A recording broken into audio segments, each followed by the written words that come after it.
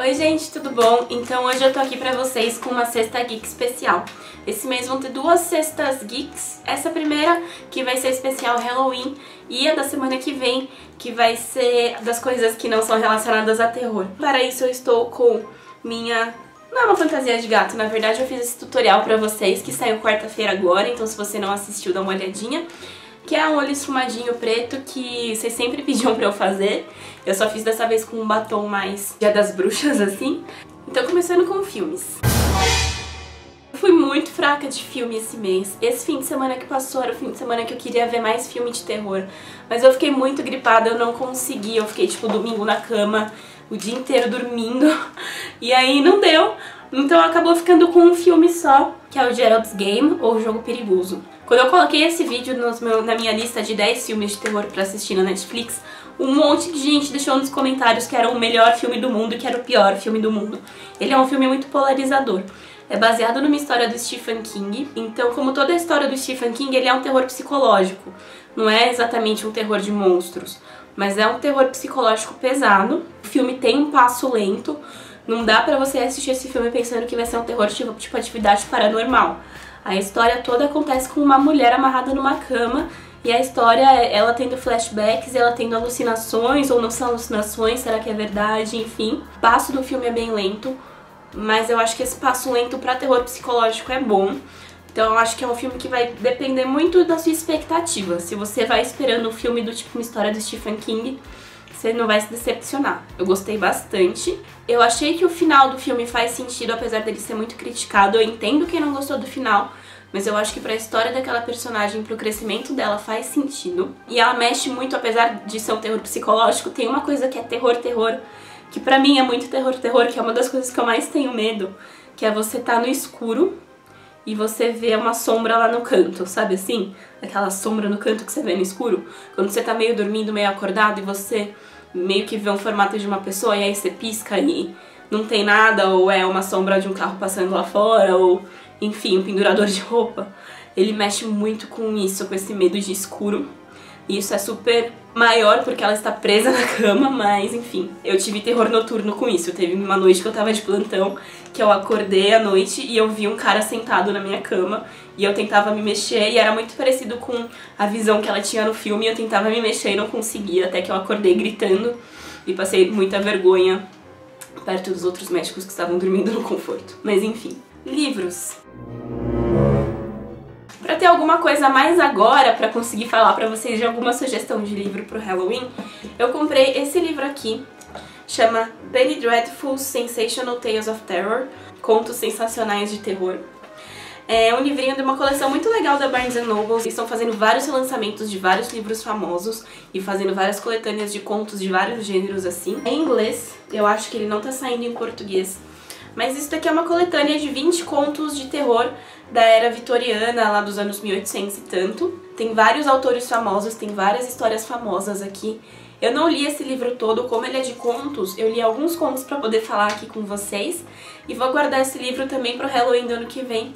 E aí os outros contos que tem aqui eu vou lendo no Halloween dos próximos anos, eu achei uma coisa divertida de fazer. Até agora dos 20 eu li 7 contos aqui. O primeiro chama The Adventure of the German Student, ou A Aventura do Estudante Alemão, de Washington Irving. Esse daqui ele conta a história bem curtinha de um estudante alemão que tá morando em Paris, tá vivendo lá na época da Revolução Francesa, e ele passa do lado da guilhotina.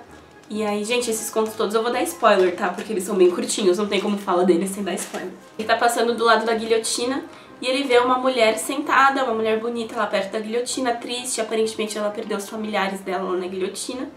Só que ela é a mulher mais linda que ele já viu. Ele leva ela pra casa porque ela não tem pra onde ir, dá comida pra ela, enfim. Se apaixona perdidamente, dorme com ela. E no dia seguinte ele descobre que ela está morta. Ela é só um corpo e ela tava com uma fita enrolada no pescoço que quando ele desenrola a fita a cabeça dela cai. E na verdade ela tinha morrido na guilhotina e ele transou com um corpo morto. Várias dessas histórias são super previsíveis, mas gente, 1800, eu acho que na época isso tudo era muito original. O próximo que eu li é um dos meus contos favoritos de todos os tempos, é O Poço e o Pêndulo, do Edgar Allan Poe. Os contos do Poe já são de domínio público, então esse eu nem vou falar dele pra vocês, ele é um dos meus contos favoritos de todos os tempos. Vocês procurem na internet que vocês acham um conto em português na íntegra. Ele é super curtinho, nessa minha edição ele tem umas 10 páginas, mas vale muito a pena. A história em si, se eu for contar pra vocês, é uma coisa super... não é sem graça exatamente, mas é uma coisa super simples, mas a graça não é a história em si. É como o Poe constrói a história e como ele constrói o suspense e como ele passa a sensação e faz você sentir como se você estivesse na pele do personagem. É incrível, é bem curtinho e tem super a ver com Halloween, então leia O Poço e o Pêndulo, do Edgar Allan Poe. É muito bom. O próximo é um conto meio sem noção, chama Sweeney Beanie, The Man-Eater, ou Sweeney Beanie, o Comedor de Homens, de Charles Whitehead. E ele conta a história de um cara que era tão pervertido que ele não queria trabalhar nunca, e ele chegou ao extremo de, pra não trabalhar nunca, ele foi morar sozinho numa caverna, e pra comer ele ia atrás de pessoas, matava pessoas e comia as pessoas e ficava com os pertences dela. Esse cara ficou com uma outra mulher que era tão pervertida quanto ele. Eles tiveram vários filhos e os filhos tinham filhos entre si, então eles eram uma comunidade de gente com vários problemas genéticos e eles todos comiam gente, ninguém trabalhava, todo mundo comia gente. Eles moravam numa caverna que era perto do mar, numa entrada onde ninguém conseguia ir, até que um dia um cara, por sorte, que estava andando com a mulher dele, foi atacado, mas por sorte na hora aconteceu alguma coisa que ele conseguiu fugir. E a polícia chegou lá, o cara mostrou, eles perseguiram aquela família, mostrou onde eles estavam. E eles chegaram num lugar que tinha várias cabeças penduradas e vários pertences de várias pessoas. E a família já tinha muitas pessoas, mas várias delas já estavam se matando pra não se entregar pra polícia, enfim. E essa eu achei que ela não é contada de um jeito que vai dando super medo na gente, tipo do Poe. Ela é mais um relato de fatos, ela é contada quase como um documentário falso, assim, como uma notícia de jornal falsa, sabe? E considerando que vários desses contos originalmente eram publicados em jornal, faz sentido. O próximo eu achei muito interessante, é de um autor famoso, Arthur Conan Doyle, chama The Case of Lady Xanax, ou O Caso da Madame Xanax. A história é muito boa e ela, sim, é descrita de um jeito bem parecido com o do Poe, no sentido de te envolvendo na história e nos personagens. Conta a história de um médico muito famoso em Londres, um cara que era um cirurgião, que era o bambambam da época dele. Ele fazia fortunas porque ele realmente era o melhor cirurgião que tinha, ele era muito bom no que ele fazia. Ele não ficava guardando o dinheiro dele, ele adorava ficar comprando coisas e coisas. Então, apesar de rico, ele era sempre bem endividado. E ele tinha um caso com essa Lady Xanax, que era a mulher mais linda de Londres.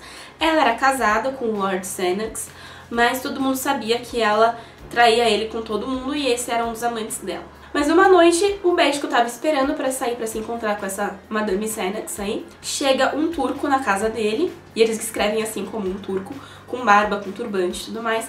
Fala, pelo amor de Deus, a minha mulher tropeçou na sala onde eu tenho a minha coleção de facas antigas e cortou o lábio numa faca.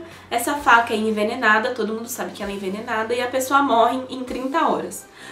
Não tem nenhum antídoto para esse veneno. O meu pai sempre falava, se você cortou o dedo nessa faca, você corta o seu dedo. Mas a minha mulher cortou o lábio, então a gente precisa cortar o lábio dela. Quando ele entra na casa do cara, a mulher tá deitada numa cama, usando uma burca, só com o lábio de fora. E o cara fala, eu já dei ópio pra ela tá tranquilona, pode fazer o serviço aí. E aí ele vai lá e corta o lábio. Na hora que ele corta o lábio, a mulher levanta com tudo e cai o véu e ele vê que é a Lady Xanax. Nisso ele cai no chão, desorientado, desnorteado. Quando ele olha pro lado, o turbante e a barba estão na mesa e é o marido da Lady Xanax que fez tudo isso. E aí o médico fica louco, como todo mundo fica louco em todas as histórias vitorianas. Essa próxima eu achei muito legal. Chama The Diary of a Madman, ou O Diário de um Homem Louco, de Guy de Maupassant. Eu acho que é assim que escreve. Tinha um juiz muito famoso numa cidadezinha de Londres. Era um juiz respeitado por todos, ele condenava todos os bandidos e assassinos e tudo mais. E aí vai contando que no velório dele, várias pessoas falaram muitas coisas lindas, mas o que ninguém sabia e deixou todo mundo perplexo foram as anotações de um diário desse juiz, que foram encontradas na mesa dele depois que ele morreu. E aí, a partir daí, o resto do texto todo são entradas de diário desse juiz. E ele vai contando, ao longo de pequenas frases que ele colocava cada dia, a relação que ele tinha com a morte. Conforme os textos dele, apesar de frases curtas, vão progredindo, a gente vai vendo ele ficando maluco. E ele falando sobre como Por que a gente acha o assassinato ruim? O assassinato é uma coisa natural no homem, matar é uma coisa natural no homem. Desde criança a gente mata inseto, é uma evolução natural a gente matar outra pessoa, outro ser humano. Até que um dia ele fala, hoje eu finalmente matei um pássaro, e isso evolui pra eu matei uma criança, pra eu matei um pescador. E ele vai contando como foi prazeroso pra ele. E quando ele matou a criança, ele não teve tanto prazer porque não teve sangue. Então quando ele matou o pescador, ele pôs sangue. E no fim ele, como juiz, condenou o filho do pescador ou o primo do pescador pelo assassinato. E aí ele considerou que ele matou 2 vezes, porque ele também matou o parente do pescador acusado, e ele deu a pena de morte. Uma pessoa evoluindo pra loucura, e você pensar como essa pessoa era respeitada na sociedade e ninguém sabia. E aí no final ele termina o texto falando que médicos que analisaram essas notas disseram que o mundo tá cheio de gente maluca desse jeito, a gente que não sabe. A próxima história foi a primeira que eu li nesse livro, porque eu adoro histórias de múmia. Chama Lost in a Pyramid or The Mummy's Curse, da Louisa May Alcott. A tradução pode ser Perdido numa Pirâmide ou A Maldição da Múmia. E eu sempre lembro daqueles episódios de Chapolin que eram os meus favoritos. E aí a primeira parte dessa história é uma mulher que tá aparentemente com seu noivo na coleção de antiguidades dele. Ele era um arqueólogo que visitava múmias e ele tinha lá uma caixinha com umas sementes. E ela pergunta como ele encontrou aquilo, e ele conta a história de quando ele ficou perdido numa pirâmide com um amigo dele, como eles quase morreram. E para alguém encontrá-los, eles tinham que queimar alguma coisa, porque isso ia fazer uma fumaça que naturalmente ia para a saída da pirâmide, e as pessoas iam conseguir seguir a fumaça até onde eles estavam. Só que eles foram queimando as roupas deles, as coisas que eles tinham, e foi acabando. E eles estavam ouvindo que as pessoas estavam quase chegando neles, então a única coisa que eles tinham lá pra queimar era a múmia. E quando eles queimaram a múmia, eles viram que segurando nela, ela tava com uma caixinha. Nessa caixinha estavam as sementes, e ele levou as sementes com ele. A noiva dele fica maluca, ela quer porque quer plantar aquela semente pra ver o que vai nascer, mas ele acredita que a semente é amaldiçoada e que é melhor ele não fazer isso. Bom, enfim, eventualmente eles acabam plantando essas sementes e nascem umas flores muito bonitas, que eles não sabem exatamente o que é. Então ele resolve mandar uma dessas flores pra esse colega dele que estava junto com ele na expedição pra analisar. E no dia do casamento deles, a mulher dele resolve usar essa flor na roupa dela lá, bonitinha. E aí ele percebe que durante o casamento ela tá ficando meio pálida, meio esquisita, não parece que tá muito bem, assim. Ele recebe uma notícia de que esse amigo dele que tava analisando a flor morreu. Ele recebe uma carta desse amigo falando que a flor é extremamente venenosa. Então, e qualquer um que fique em contato com ela, nem que seja por pouco tempo, vai morrer e ter uma morte horrorosa. E ele descreve como que essa morte acontece, quais são os passos para essa morte. E um dos passos é tudo que tá acontecendo com a noiva dele, de ficar branca e... enfim. E aí ele percebe que a noiva dele vai morrer e não tem jeito. E o final é esse, é triste, é a maldição da múmia. Essa segunda parte da história é meio besta, mas a primeira parte que eles estão explorando a pirâmide e ficam perdidos nela é muito legal. A última história que eu li nesse livro chama The Buried Alive, ou Enterrado Vivo, do John Galt. É uma história bem bizarrinha, bem curtinha mesmo, ela dura só isso daqui. É um homem que ele tem um mal, que todo mundo acha que ele morreu, mas na verdade ele não morreu, ele tá tipo paralisado. E ele tá no estado de torpor que ele não consegue se mexer. Mas todo mundo acredita que ele morreu, ele não consegue piscar, não consegue fazer nada. Ele é velado, ele é enterrado vivo. Ele fica desesperado enterrado vivo. Mas ele fica enterrado por pouco tempo. Arrombam o túmulo dele, tiram ele de lá, levam ele pra uma escola de medicina. E eles vão fazer uma aula de anatomia secreta à noite. Então ele está lá vivo, paralisado, e um cara tá com um bisturi pra abrir o peito dele. Afinal é bem besta, na hora que o cara faz a primeira incisão, ele sai do estado de catalepsia dele e acorda e levanta e é mais, tipo, todo mundo se assusta porque o morto levantou. Mas essa foi meio besta. Mas enfim, esses foram os contos de terror que eu li nesse livro aqui pra essa edição da Sexta Geek de Halloween. Ainda tem 13 histórias aqui que eu vou guardar série. Por essa época sempre volta a sair American Horror Story, já tá na 7ª temporada. Eu gosto bastante dessa série, de todas as temporadas, só teve uma que eu não gostei, que eu parei de assistir, que foi a temporada do Hotel. Eu não me lembro se eu assisti essa temporada até o final ou não. Mas a temporada que tá passando agora chama Cult, de culto. E é muito legal. Não dá pra falar muita coisa, porque American Horror Story é um negócio que cada episódio é uma reviravolta diferente. mas eu tô gostando bastante. O ator que eles escolheram pra ser o cara principal dessa série é um dos meus favoritos. E se você não conhece American Horror Story, dá uma olhadinha. Ela é uma série episódica, então cada temporada não tá relacionada com a outra. Cada uma aborda algum tema de terror, às vezes um pouquinho mais atual, americano. Essa temporada é baseada em cultos, tipo esses cultos que são formados em volta de uma pessoa que se fala Deus e que faz todo mundo se matar junto, sabe, esse tipo de coisa. Mas tem várias temporadas, a primeira fala sobre casas mal-assombradas, tem uma que é sobre hotel mal-assombrado, tem uma que é sobre hospício. Todas as temporadas têm meio que os mesmos atores, mas eles estão interpretando personagens diferentes.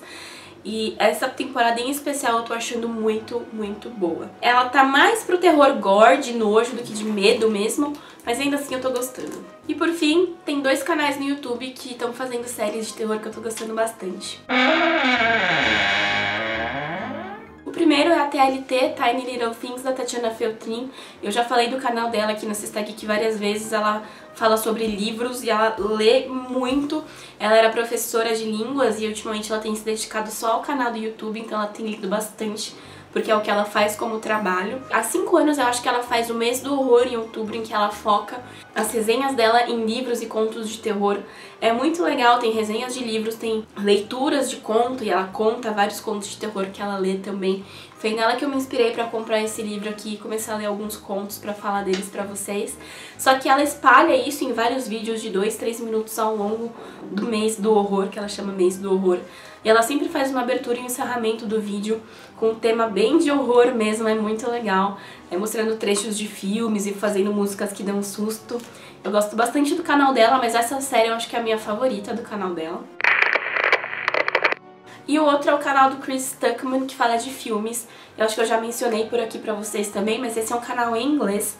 E ele também continua falando sobre filmes que ele fala normalmente, só que ele começa a fazer também resenhas e dar a opinião dele sobre filmes de terror, tanto que estão saindo esse mês quanto filmes mais antigos. E sempre em algum momento do mês ele faz um vídeo como se fosse um curta, que ele grava com os amigos e com a mulher dele fazendo coisas tipo de terror, de algum gênero de terror já batido, que ele faz a pegada dele pra esse tipo de filme. Eu acho muito divertido. Então é isso, gente. Espero que vocês tenham gostado dessa Sexta Geek especial de Halloween. Se você gostou desse vídeo, clique em gostei pra mim. Não deixe de se inscrever no canal pra mais vídeos. Não deixe de me seguir nas redes sociais, Twitter, Facebook e Instagram.